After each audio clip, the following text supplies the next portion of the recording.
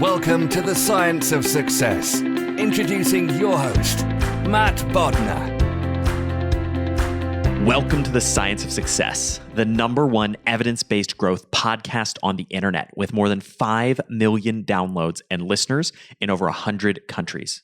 In this episode, we show you the power of listening, teach you to transform how you listen, and unlock an incredible set of communication skills that almost nobody is using or even understands with our guest, Julian Treasure. Are you a fan of the show and have you been enjoying the content that we put together for you? If you have, I would love it if you signed up for our email list. We have some amazing content on there along with a really great free course that we put a ton of time into called How to Create Time for What Matters Most in Your Life. If that sounds exciting and interesting and you want a bunch of other free goodies and giveaways along with that, just go to successpodcast.com. You can sign up right on the homepage. That's successpodcast.com. Or if you're on your phone right now, all you have to do is text the word SMARTER, that's SMARTER, to the number 44222. In our previous episode, which was a business-focused episode of the Science of Success, we shared how to recruit extraordinary talent and build a remarkable culture for your business with our previous guest, Deanne Turner. Now, for our interview with Julian. Today, we have another exciting guest coming back to the show, Julian Treasure. Julian is the chair of the Sound Agency, a consultancy firm that advises worldwide businesses on how to effectively use sound. He's delivered 5 TED Talks with more than 100 million views about listening, communication, and the effect of sound on the human brain. His latest talk, How to Speak So That People Will Listen, is in the top 10 TED Talks of all time. He's author of the books Sound Business and How to Be Heard, and his work has been featured in Time Magazine, The Economist, and media outlets across the world. Julian, welcome back to the Science of Success. Thank you, Matt. I'm delighted to be back here. Well, we really enjoyed our initial conversation with you, and I know you've been doing so much stuff since we last spoke a couple years ago, and it's great to have you back on here. I'd love to hear, what have you been up to since 3 or 4 years ago when you came on the show originally? Well, yes, the book How to Be Heard is one of the major things that I've managed to achieve in that time, and that was published and has been very successful, and I created an audiobook, actually, which I recorded here in a little studio in Orkney, which is where I live, a little island off the north coast of Scotland. And actually, that audiobook won both of the major awards for Best Business Audiobook of last year, the Audi and the other one, which name escapes me at the moment. It's a set of initials. So, I mean, that was very wonderful and very honored to have won those awards for the book. I mean, it was a lot of fun reading it, and it would have been a weird thing to have somebody else, an actor, come in and pretend to be me reading a book, so it just didn't feel right. So that was a big thing. Created a new course, which is online now, which I think we can probably talk about later on. And the TED Talks have just gone on climbing and climbing. Yeah, as you said, 100 million. I mean, that is a big number, and it's kind of, it continues to daunt me when I think about like a football stadium full of people looking at me. But it makes me very happy because the talks are about becoming conscious. So I really believe now there's a kind of ripple effect, because everybody who listens to or watches one of those TED Talks will be listening a bit more consciously and more conscious of sound and what they say and how they listen. And that ripple effect, hopefully, will make a difference out there in the world. And then finally, the Sound Agency has been very busy too. We've just launched a new thing called Mood Sonic, which is sound for office spaces designed to improve well-being and productivity for, I guess there are a lot of people listening to this who have to work in open plan offices and find it so difficult to concentrate in those spaces.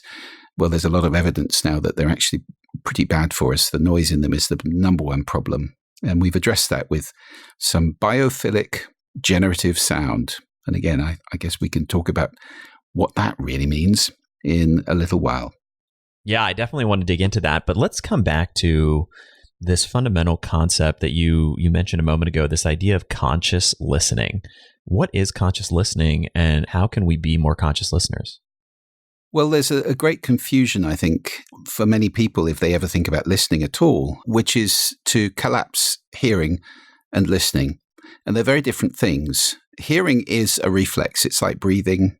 or your heart beating. It's something that happens all the time. You hear everything to the extent that you're able to, and the extent that your hearing is perfect. You hear everything from 20 hertz to 20 kilohertz. You can hear an incredible range. It's about 1 trillion times from the quietest sound you can hear to the loudest sound you could tolerate before it's actually really damaging. So, and you hear a sphere all around you, 360 degrees. I mean, you can't see all around you, but you can hear all around you. So it's your primary warning sense. That's why, because you can hear things behind you. It goes very deep, very fast, right into the very lower parts of the brain, pre-cortical. But once you become conscious of the sound, and it's already had effect by that time, a sudden sound will have an effect on you before you process it consciously, and we respond faster to sound than we do to sight, by the way. Once you consciously perceive it, that's where listening starts. So with listening, what you're doing is two things. You're selecting certain sounds to pay attention to. You don't pay attention to all of the sound around you all of the time. And then you make those sounds mean something.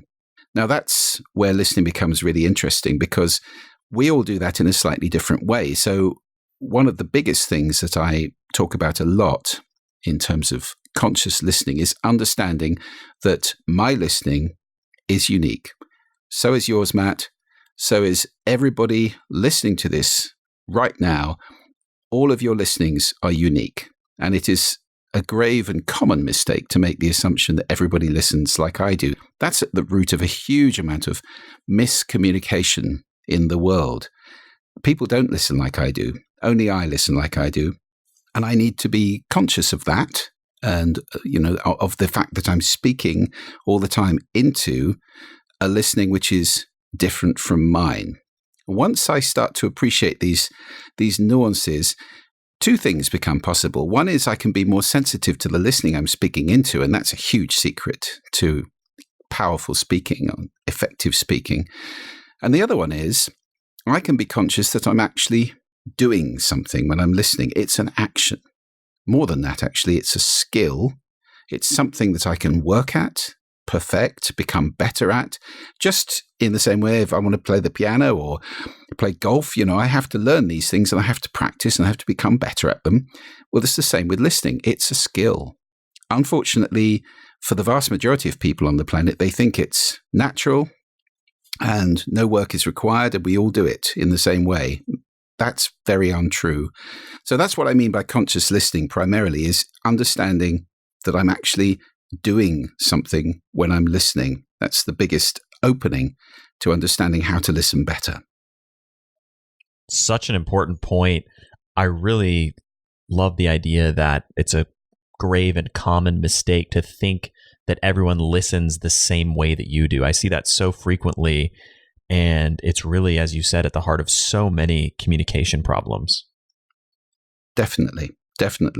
And once you get this idea, I talk about it in the book, in the course, and when I'm doing talks to audiences, that once you get the idea, you speak into a listening, whether we're in a one-to-one conversation or whether it's one-to-many, whether I'm having a chat with my family or whether I'm standing on stage talking to thousands of people, there's a listening.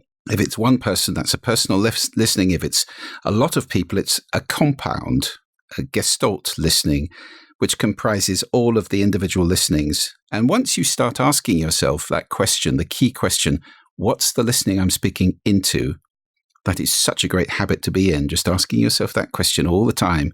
Then you become immediately attuned to it and you're able to speak in a more appropriate way. So, to give you an example, I might be speaking to somebody who's elderly and who has a slow pace, somebody who speaks like this. And if I'm speaking really quickly, and that's my natural style, it's just going to pressure them. They're going to feel overwhelmed and assaulted almost. So if I am listening to the listening, if I'm asking myself what's the listening, I can slow down and I can speak in a much more appropriate, empathic, sensitive way. And I will get the ball over the net far more times if I'm doing that than if I carry on in my natural style, assuming everybody's like me. That's a really interesting way to phrase it. What is the listening that you're speaking into? I've never quite thought of it that way, but it makes sense to contextualize all of your communication to whether you're addressing one person and what are their proclivities and how do they listen, or whether you're addressing an audience of hundreds or thousands of people. Definitely, because there are two components to communication, aren't there? There's the sending and there's the receiving.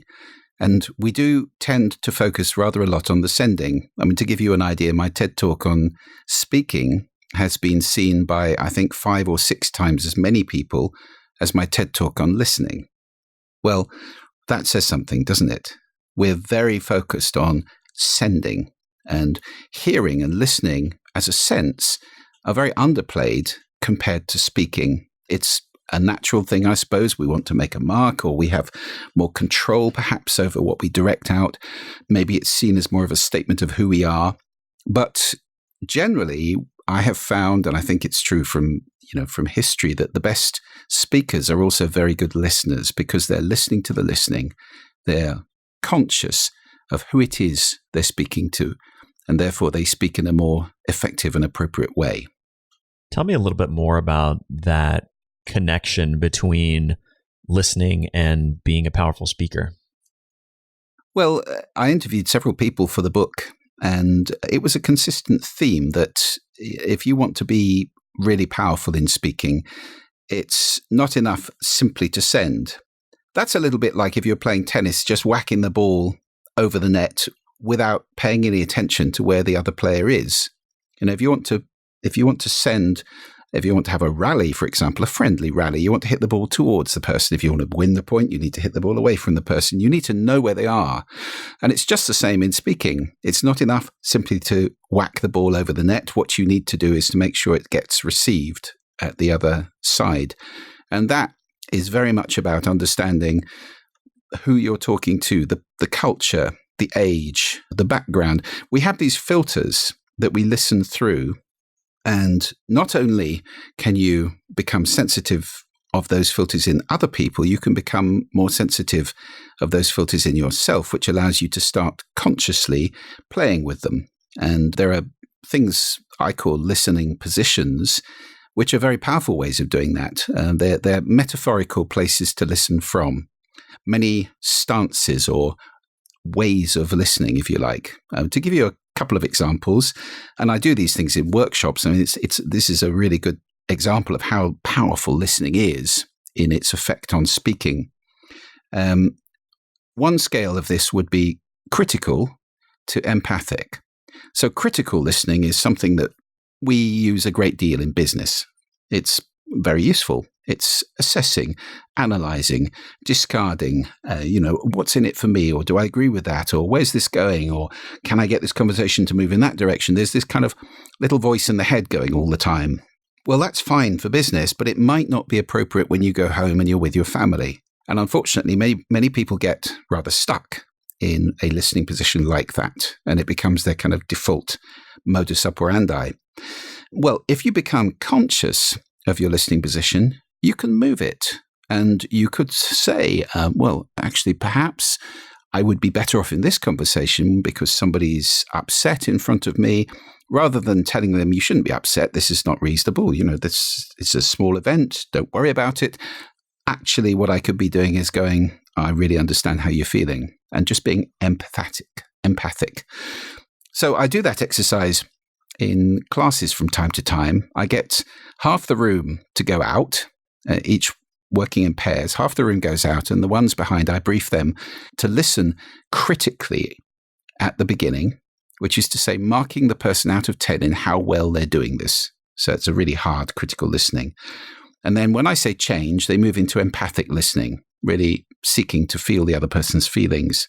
And then I bring the other half in and tell them to persuade their listening partner to go to their favorite place in the world on holiday this year. So they're very passionate about it, and they start talking, and it's like pushing water uphill. It's walking into the wind. It's really hard speaking into that listening when somebody's just sitting there stony-faced, like marking you. And the moment I say change, the whole dynamic alters, and the person speaking suddenly finds that the conversation is lubricated, it's easy, it flows, it's exciting, they're getting feedback in the style of, the RASA exercise I talk about in my TED Talk, where there's feedback, where there's little noises, appreciative noises, and they're being given there's a feedback loop established where the listening is drawing them out. So that's a great way of explaining the relationship. Speaking and listening are in a circle, and it's a dynamic circle. The way I speak affects the way you listen. The way you listen affects the way I speak, and the way I speak affects the way you speak, and the way I listen affects the way you listen. Now, if we're not conscious of that, then we're doing ourselves a disservice. And that's at the root of many people's frustration, where they say, nobody ever listens to me, or I can't get my thoughts across, or I can't make the difference I make because people just, they talk over me. That's a lot of the time, that's at the root of it, not listening to the listening. Tell me a little bit more about how we can start to try on these new listening positions, or even if we're stuck in a particular listening position, how we can start to move out of that. Well, the first access to it, which is one of the exercises that we do in the course, and I think it's in the book, the first access to it is to become conscious of your filters. So it's actually to spend a bit of time thinking about what the filters are that you have in play. Those filters come from the language you speak, the culture you're born into.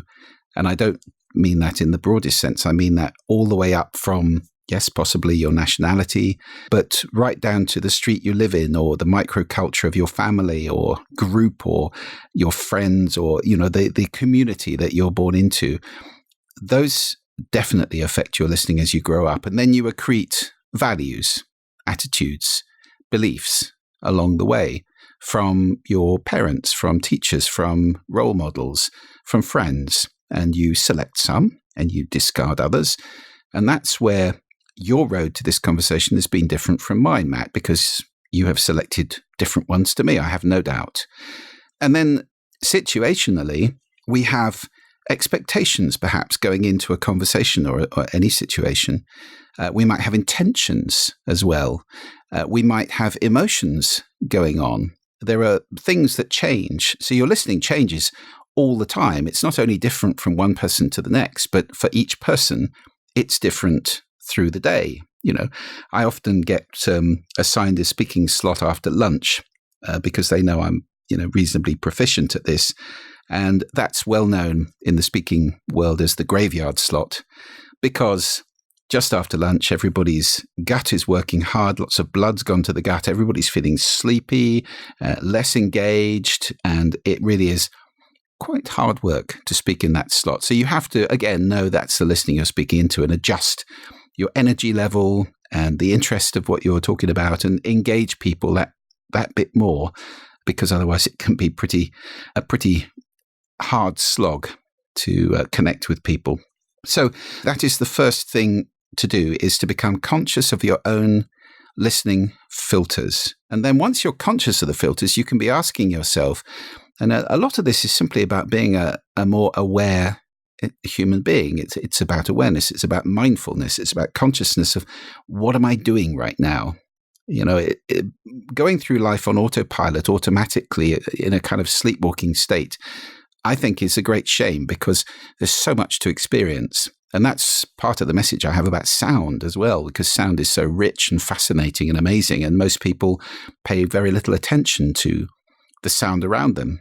Architects certainly do when they're designing spaces, where they're just focused on how things look, not on how things sound. Hence my TED Talk about designing with the ears as well as the eyes. So I think there's this tremendous richness in becoming more conscious every moment. It's one of the reasons why I love speaking on stage, because I think when you're speaking on stage, you're very, very conscious of everything you're doing. At least if you take it seriously and you really work at it, how you're standing, the gestures you're making, the connection with the audience, the feedback from the audience. It's a time of great richness of consciousness, and it's not a time to be half asleep at all, because there are hundreds of people looking at you, and it's important. You have something to say, you have a gift to give them. So that's one of the reasons why I love that experience. And I know that's different from many people who actually have a fear of standing up in front of people and talking. Well, for those people, practice makes perfect. There are cures for nervousness and so forth. And it is an amazing experience if you want to become a more conscious human being. It's amazing how important self-awareness is to underpinning consciousness and really giving you the ability to look at yourself and figure out, where am I struggling? What am I doing? What biases do I have? How am I acting and being in any situation, whether it's listening or even throughout our lives? It's amazing. Self-awareness is such a critical skill, such an important tool for all of these things.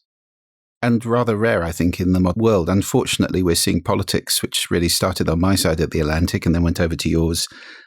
Politics of shouting, of polarization, of caricature.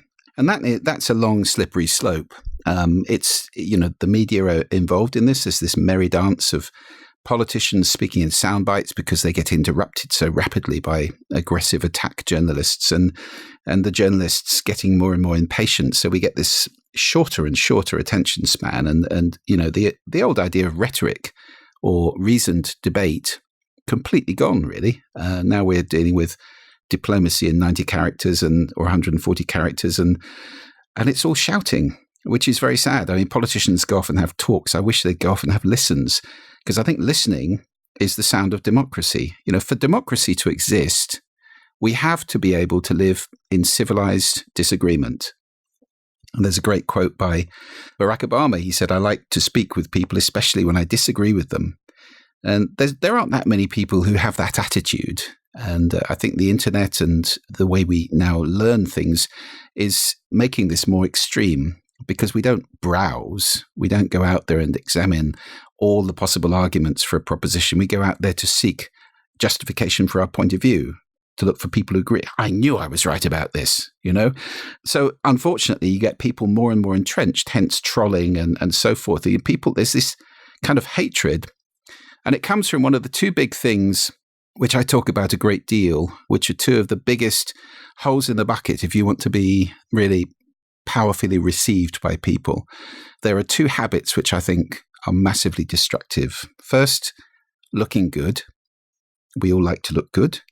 But if you're standing in front of a room full of people and your focus is on looking good, it's so shallow. People can tell. I've seen TED Talks where it's clear the person has been so rehearsed and is so mannerized. Every gesture has been programmed and considered. It doesn't feel right. And that's why I talk about the 4 keys of powerful speaking, which spell the word HAIL: honesty, authenticity, integrity, and love. And the authenticity is really important, just being yourself. So I think that's a big part of the idea of public speaking. The other really destructive habit, I think, and that's the one I'm talking about when I'm talking about politics and polarization, is being right. We are getting addicted to outrage, and outrage is very significant, because the easiest way for me to be right is to make somebody else wrong. And if I engage in modern media a great deal, there's a huge amount of making people wrong. Who's to blame? This is disgusting. This is disgraceful. This is outrageous. I am right. They are wrong. And being right makes us feel better about ourselves. But unfortunately, it's such an adversarial way to be. And you can't be right all the time. And in fact, if you want to be a learning, conscious human being, it's very important to be able to say, I'm wrong, or I don't know.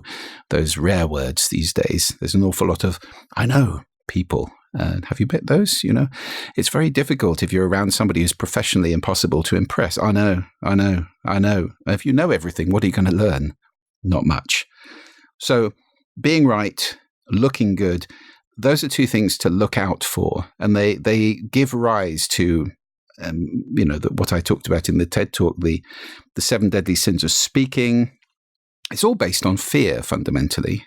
And, we are fearful entities. It's scary being a human being in many ways, worrying about what people might think of us, or are we doing the right thing, or, which knife do I pick up, or how do I behave here, or how do I address this person? There's a lot of scary stuff just in social interaction, let alone the millions and millions and millions of people in the world who are seriously scared because they live in war zones or they don't know where their next meal is coming from. It is scary being a human being. And I totally understand how looking good and being right make us feel better. But I do think it's a big part of being a conscious human being to be aware of those drives and to resist them as far as possible, because they are not good for communication. They're not good for listening. And listening is the doorway to understanding. And that is something we need a lot more of in the world today. I couldn't agree more with both of those things. In many ways, those are two of the fundamental challenges that inspired me originally to create this podcast. And there's so many people that are focused on being right instead of trying to find out what's true. They're focused on looking good instead of improving and learning. And in many ways echoes the classic fixed mindset from all of Carol Dweck's research. But those are such important challenges. And you bring up a tremendously valuable point, which is that both of those things inhibit you from learning. They inhibit you from growing. They inhibit you from really understanding other people and being able to communicate with them.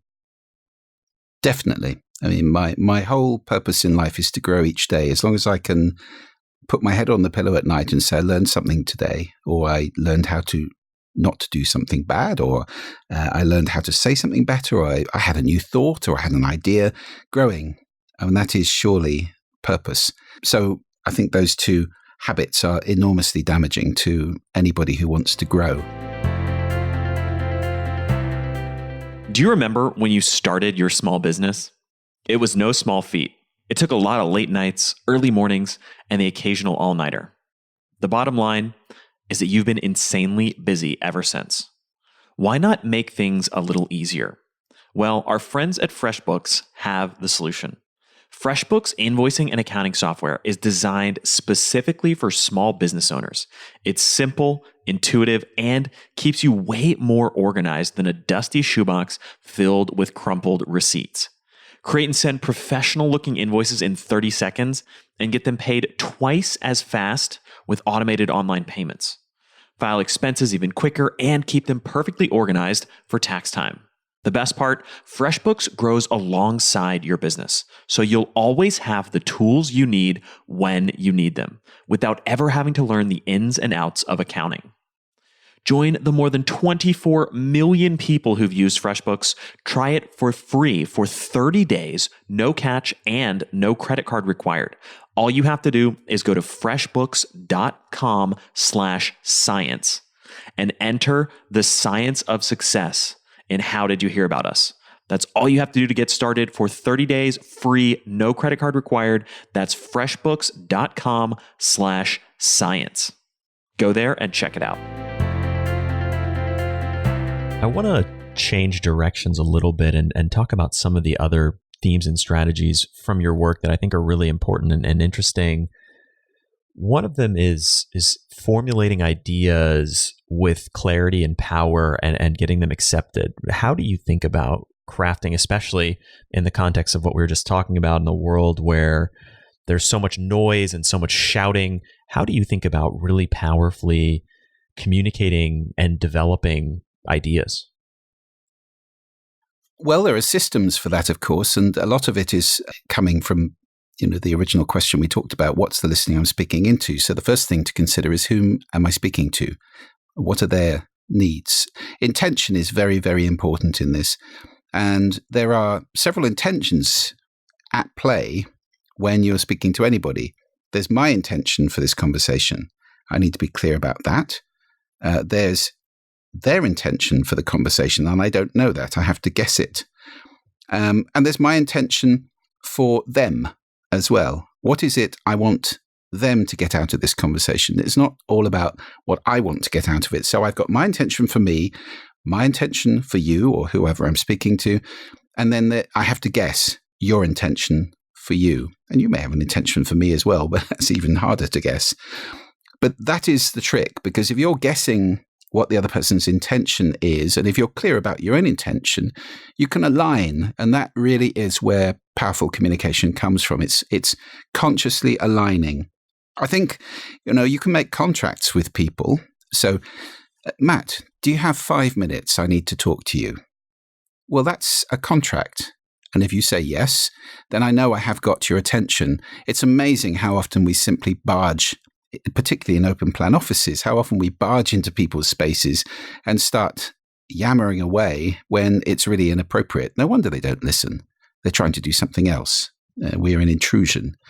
As Professor Jeremy Myerson said when I was doing a BBC radio documentary on open plan offices called The Curse of Open Plan, he said, there are no rules for this environment of open plan. The postman doesn't come barging into your house and dump your mail on your living room floor, but that's how we behave in open plan very often. So it's a Wild West kind of environment. And that kind of intrusion simply doesn't work. Obviously, you need to be clear about the content. I asked Chris Anderson, actually, the head of TED, when I interviewed him for my book, I asked him whether he thought content or delivery was the more important aspect of being a really powerful communicator. And he said, well, they're both important, but if forced to choose, content is more important. Because if somebody is saying something blindingly brilliant and they're not a very good speaker, you kind of bear with them. But if somebody is talking vapid nonsense and presenting it in a brilliant way, that's just irritating. It's a shame. So I think that's true. There are many ways of designing content. I'm a great fan of the old essayists' maxim, say, say, say. Say what you're going to say. So I have a contract with you, Matt. Do you have 5 minutes? What I'd like to talk to you about is this. And I'm hoping that we can agree that. So you know what the context is for the whole thing.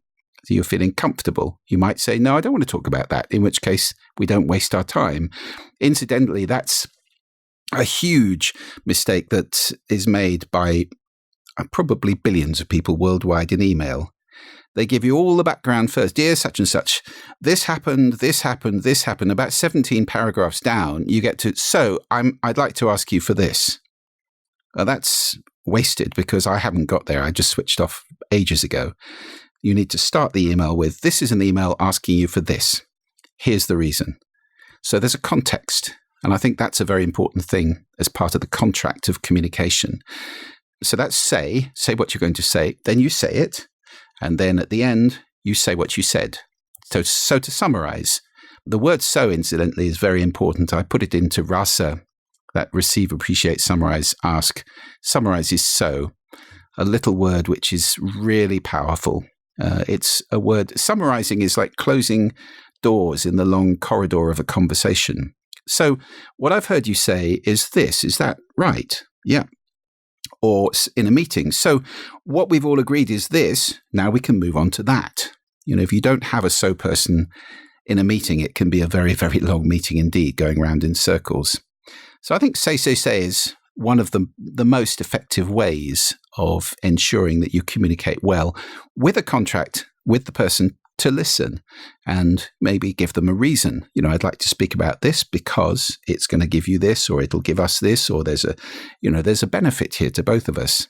Obviously, self-obsessed prattling is not going to be the most powerful form of communication. If it's all about me and I simply want you to admire me, again, we're back to looking good, aren't we? And that's not a great place to generate from.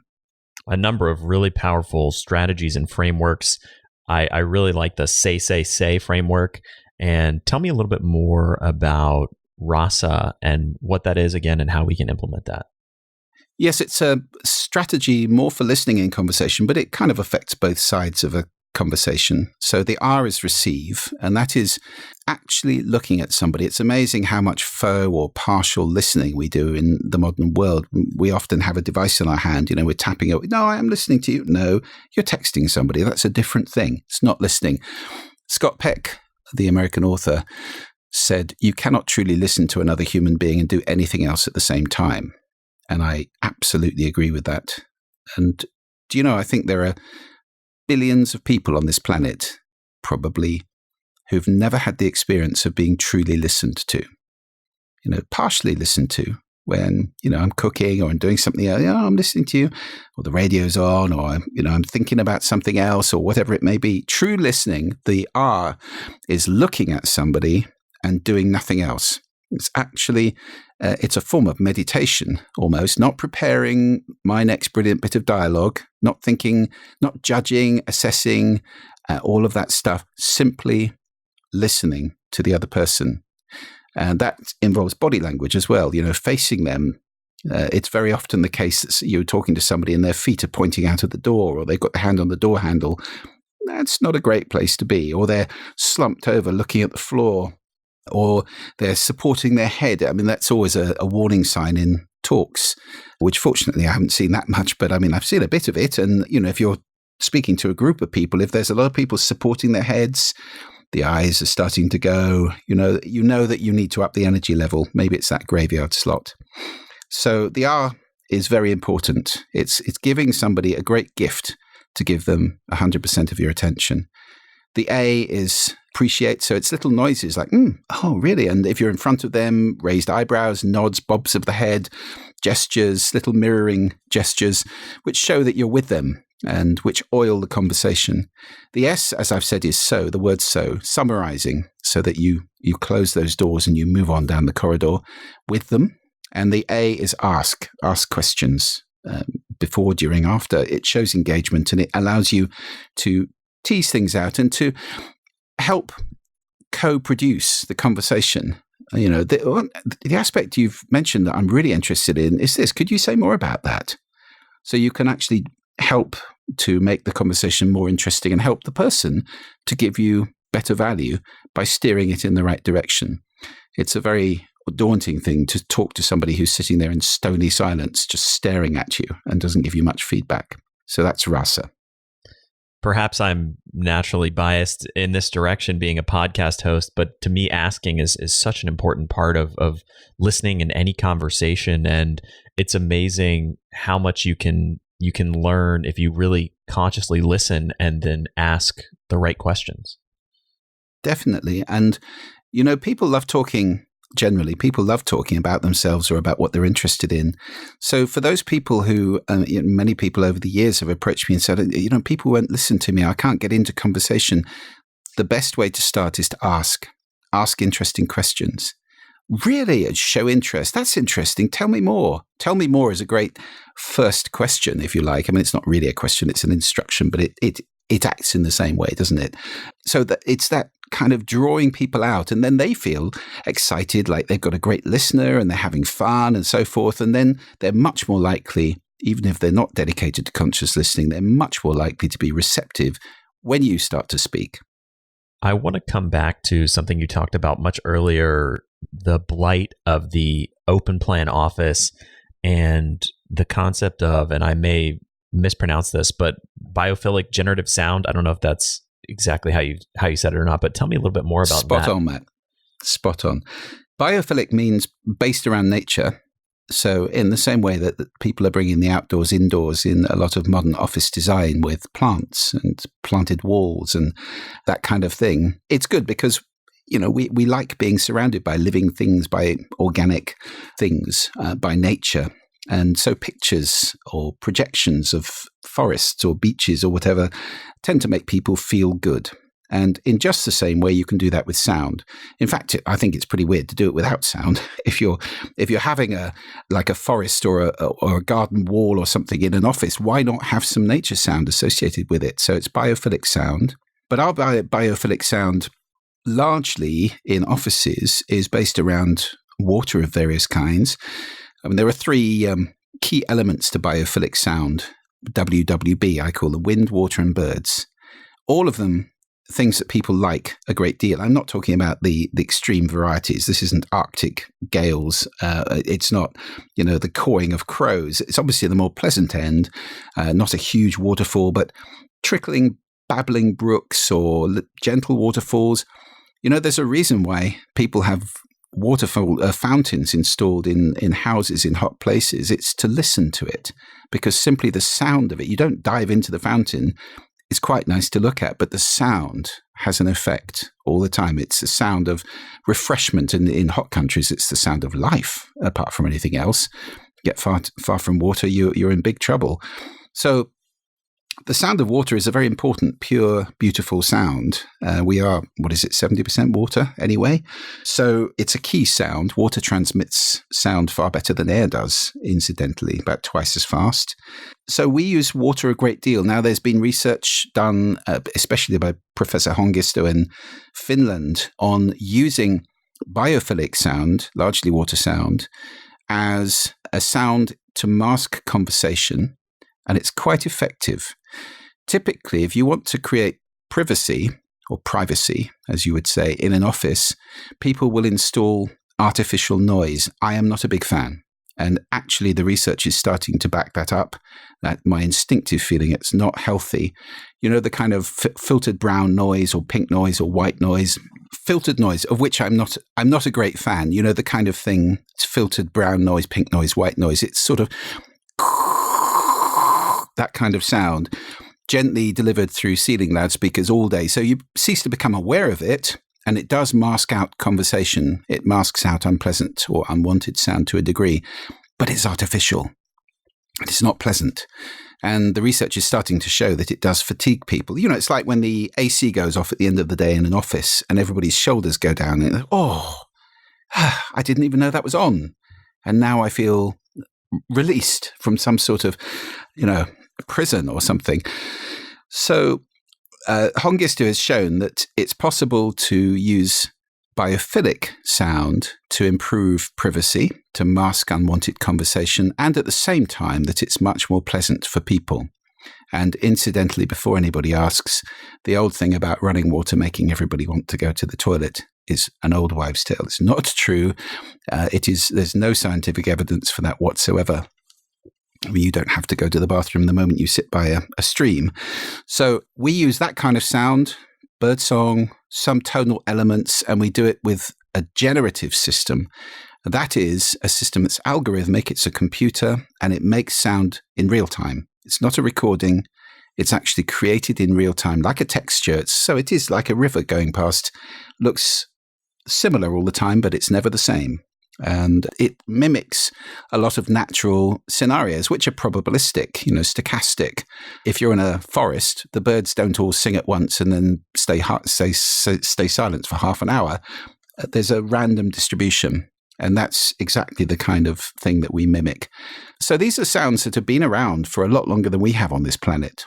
My old friend Bernie Krause, one of the world's leading nature sound recordists, talks about biophony, the sound of nature, and anthropophony, the sound of people, and geophony, the sound of the planet. So we're talking about a combination of geophony and biophony, and using that in a sophisticated, scientifically validated way to create environments in open plan offices which are health-giving as opposed to health-damaging, and which improve productivity because they aid concentration in places where people find it very hard to concentrate. We call it MoodSonic. There's a website, moodsonic.com, and we're just putting our first installation next month in a big office in the US, which we're very excited about, 7 floors of office, and it'll be onward and upward from there. We've got lots and lots of big companies really excited about this. So it's a big thing for us, this MoodSonic, and I really think it's going to make a big difference to millions of people. It's so interesting. I'm a bit of an audiophile myself, and always like to have some kind of sound, and often my wife makes fun of me, but I listen to essentially running water, bird sounds, nature sounds. I'll put on like a YouTube video just on a second monitor that's just like a stream running or something like that. And I love having those sounds in the background. So it's so fascinating that there's starting to be some research around that being really positive for people and having that in their environment. Definitely. And, it's no surprise because noise has been known for some years now to be the number one problem in open plan offices. If you look at the Leesman Index or any of the people who are assessing people's quality of life in these environments in which we spend huge parts of our lives. There are people who spend, a third of their lives in, or even more, in these kind of environments. Well, the sound of the built up spaces that we've created is not great. That's what my TED Talk about designing with the ears was all about. We spend the majority of our life indoors, and yet most of the rooms we're in are designed without any heed to the way they sound at all. And that's a really big issue. I think architects need to start listening a lot more than they have in the past. But MoodSonic should make a contribution, I think, to standard offices. And incidentally, that's not the only thing we need to change. We need much more quiet working space in modern offices. We need to think about the new way of doing it, which is activity-based working, where you have different environments in the office building and you encourage people to move to the environment that facilitates the kind of work they want to do, whether that's concentration, contemplation, communication, whatever it is, collaboration.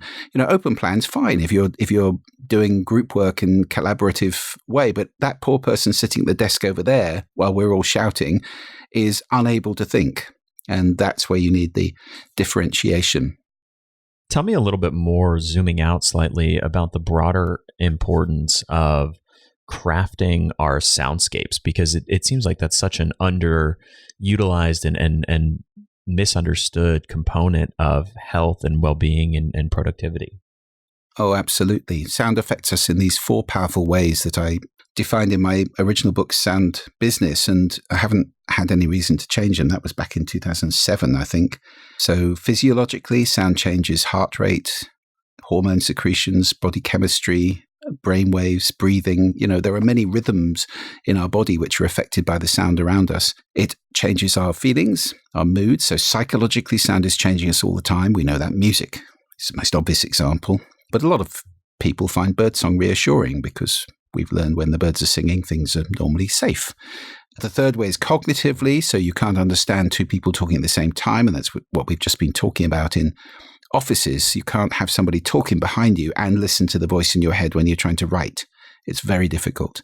And then finally, behaviorally, which is that's the work we've done at the Sound Agency a lot in retail, is to create more pleasant retail environments sonically. It would obviously be stupid to have a shop or a shopping mall with a terrible smell in it. It's dumb, isn't it? It's amazing how many shops and shopping malls have got terrible sound. And it has exactly the same effect, which is we leave faster than we would. And we have a bad time and we're stressed and fatigued. And, it's just not intelligent design. So with all of that power, sound is affecting us all the time. This is where I come back all the time to listening consciously. Because if I'm listening consciously and I'm aware of the effects that sound is having on me, then I can take responsibility for the sound I consume. And more than that, I can take responsibility also for the sound I create. And that's really where I would love everybody to get to. And anybody listening to this, that's a tremendous place to be. As a conscious listener, we are more responsible for what we're putting into the world, the sound we're making, whether it's speaking in a powerful way or whether it's, not upsetting people around us by sodcasting with music or with my sound or whatever it might be. And even more importantly, I can take responsibility for the sound I consume. So if I'm in some sort of noise, I can move. And I talk about an MBA in dealing with sound. If it's nasty noise that you don't like particularly, the M is move. If you can't move and you're in an office or somewhere and you can't move, the B would be block, and that's put headphones on. Ideally, if you're working, I wouldn't suggest playing music through headphones because that's just replacing one distraction with another one. Music's very distracting. It's a very dense sound. Well, most of it is, unless it's specifically designed to be background. And then if you can't block it, you haven't got headphones or for whatever reason, the only thing left to do actually is a spiritual adjustment, which is to accept it. Because when you're in noise, a lot of the productivity loss comes from the anger. I can't concentrate in this ridiculous scenario. Well, if you actually say, all right, I'm here, I'm just going to do my best, the anger goes, and suddenly you're able to do far better than you would with all of that resistance going on. So it's move, block, accept.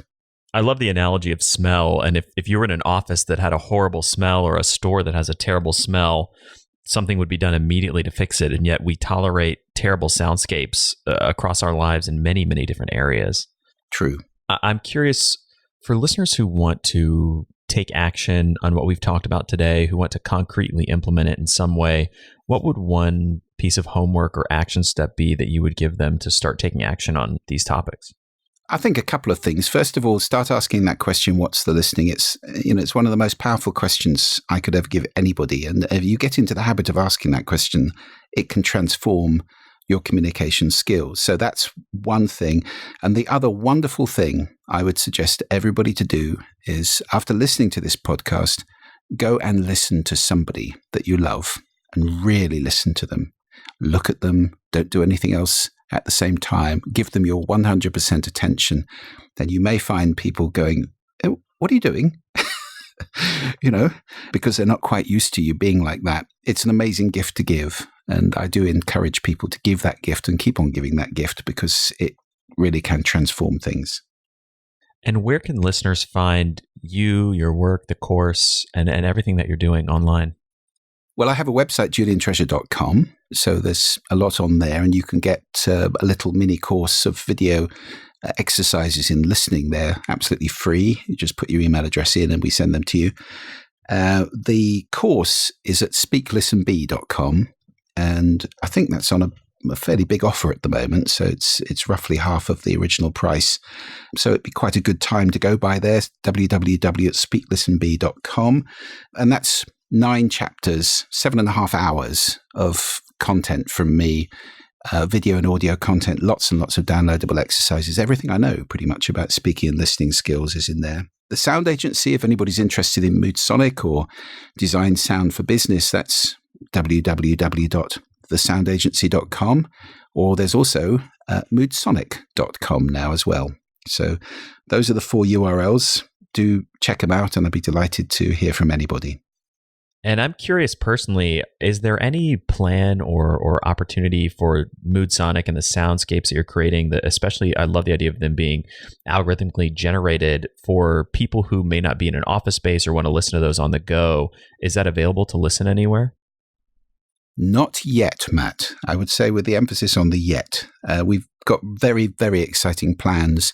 The technology we've developed for these generative soundscapes is world leading, and we're moving it on apace this year. We've got a really significant development budget on it. So we're looking at this sound becoming intelligent, responsive, even artificially intelligent. So we're very, very excited about that. And one of the obvious spin-offs of that would be to deliver it through some sort of app so that people can access generative sound of this kind through a device and have it in their home. I mean, I love the idea of a baby cries and automatically a lullaby or some sort of soothing sound comes on through a nearby loudspeaker. That kind of responsiveness and design of appropriate sound is where we're heading, and we're very excited to be on that journey. Well, you've got at least one person here who's very interested in that. Either way, Julian, thank you so much for coming on the show, for sharing all this knowledge, and it was great to have you back on The Science of Success. Thanks, Matt. Thanks for having me. And I hope this has given some benefit to some people, and we've got some more listening out there in the world. Thanks so much. Thank you so much for listening to The Science of Success. We created this show to help you, our listeners, master evidence-based growth. I love hearing from listeners. If you want to reach out, share your story, or just say hi, shoot me an email. My email is matt@successpodcast.com. That's matt@successpodcast.com. I'd love to hear from you, and I read and respond to every single listener email. I'm going to give you 3 reasons why you should sign up for our email list today by going to successpodcast.com, signing up right on the homepage. There's some incredible stuff that's only available to those on the email list, so be sure to sign up, including an exclusive curated weekly email from us called Mindset Monday, which is short, simple, filled with articles, stories, things that we found interesting and fascinating in the world of evidence-based growth in the last week. Next, you're getting an exclusive chance to shape the show, including voting on guests, submitting your own personal questions that we'll ask guests on air, and much more. Lastly, you're going to get a free guide we created based on listener demand, our most popular guide, which is called How to Organize and Remember Everything. You can get it completely for free, along with another surprise bonus guide, by signing up and joining the email list today. Again, you can do that at successpodcast.com, sign up right at the homepage, or if you're on the go, just text the word SMARTER, SMARTER, to the number 44222. Remember, the greatest compliment you can give us is a referral to a friend, either live or online. If you enjoyed this episode, please leave us an awesome review and subscribe on iTunes, because that helps boost the algorithm, that helps us move up the iTunes rankings and helps more people discover the science of success. Don't forget, if you want to get all the incredible information we talk about in the show, links, transcripts, everything we discuss, and much more, be sure to check out our show notes. You can get those at successpodcast.com. Just hit the show notes button right at the top. Thanks again, and we'll see you on the next episode of The Science of Success.